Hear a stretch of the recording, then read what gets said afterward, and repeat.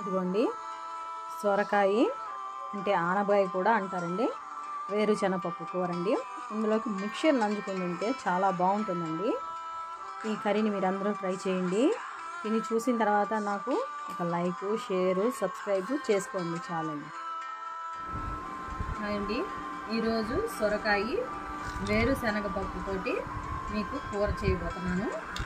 దానికి కావాల్సినవి ఒక చిన్న 2 టమాటాలు, ఒక 3 ఉల్లిపాయలు, ఒక 50 గ్రాములు అనుకోండి వేరుశనగ, మనకి ఇష్టం అండి ఎంత వేసుకోవచ్చు.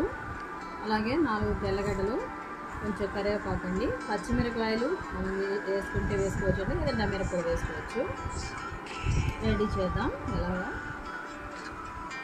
ఇప్పుడు వేరుశనగపప్పు, తెల్లగడ్డలండి, వీటిని నేను మిక్సీకి వేసుకుంటాను. కొంచెం కనుక మనం దంచుకొని చేసి పెట్టుకున్నాం. కరివేపాకు కూడా కలిపి నుండి ఆయిల్ వేసుకున్నాను. ముందుగా నేను ఉల్లిపాయ ముక్కలు చిన్నగా అన్నమాట కదా వేగనిస్తానండి.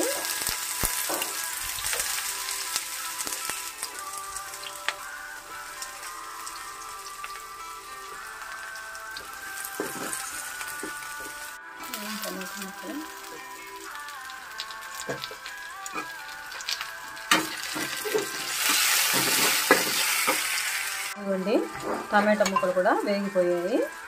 ఇప్పుడు నేను సొరకాయ ముక్కలు కూడా వేసేసుకుంటానండి.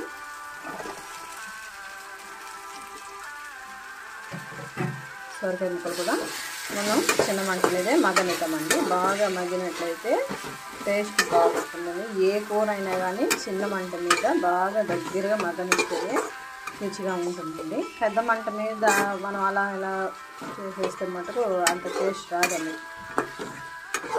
ఇదిగోండి కొంచెం మగ్గిన తర్వాత మనకి సరిపడినంత ఉప్పు అండి, సాల్ట్ వేసుకుంటున్నాను.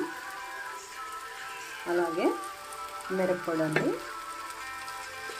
నేను కొంచెం లైట్గా వేసుకుంటున్నాను ఎందుకంటే కారం తగ్గించుకుంటున్నాను నేను, ఆ కారణం చేత.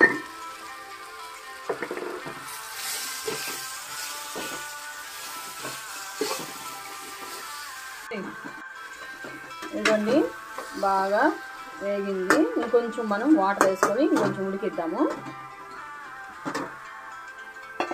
ఒక ముక్కలు మునిగేంత వరకు వేస్తే చాలండి. మనం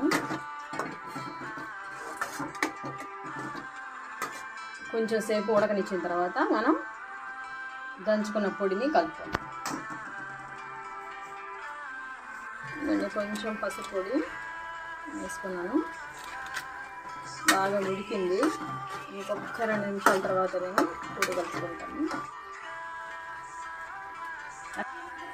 ఇదండి ఉడికిపోయింది. బాగా దంచుకున్నాం కదండి. వేరుశనగకాయలు, తెల్లగడ్డ, లవంగ, పట్ట అప్పుడంతా వేసి ఇంకొక 2 నిమిషాల పాటు మనం ఉడికించుకుంటే అయిపోతుందండి.